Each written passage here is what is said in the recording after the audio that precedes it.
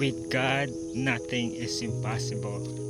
Hi, Charles here. Good morning. It's Friday, and yes, thank God it's Friday. And yes, with God, nothing is impossible. So, kanina, it's the fourth day ng simbang gabi, and yung gospel is all about kay Zacarias, which is yung na sendan siya ng message na mabubuntis si Elizabeth, which is matanda na sila pareho. And ayun nga, diba, parang napaka-imposible na talagang mabubuntis pa siya, but yan, na-send sa kanya yung message kay Zacarias, which is yung asawa ni Elizabeth, which is tatay ni Juan na tagapagbautismo. So diba, after ma-send yung message sa kanya, parang hindi siya naniniwala. So naging pipe siya, hindi siya makapagsalita. And then nang dumating siya sa bahay nila, ayun nga, parang nabuntis na si Elizabeth na matanda na.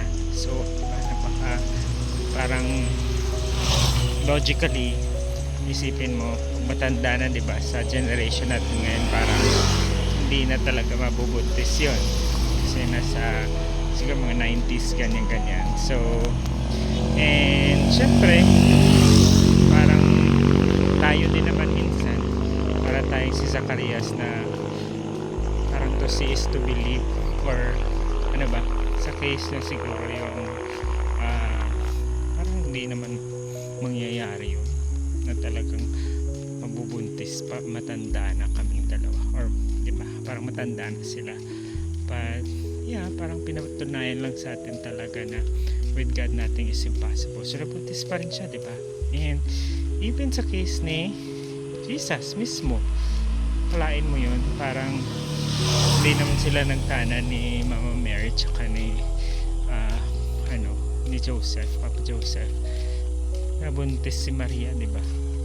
So parang wow, parang balikwas, ano bang term yun, balikwas, or parang lingid sa kalaman natin na to see is to believe, diba? Or parang napaka mysterious yung parang gano'n. So and sa buhay natin siguro, if i-relate naman natin, diba, may mga moments na parang hindi tayo makapaniwala paano siya nangyari, yung parang nangyari na lang siya bigla. So maraming mga ganong cases sa buhay natin, kaya even the everyday life, parang hindi lang natin nakikita yung miracle, yung blessing, kasi parang clouded tayo dun sa idea na dapat ganito, dapat ganyan, but we forget to appreciate yung mga blessings na andyan naman na talaga. So marami pong blessings, so be excited kasi I'm sure marami pa.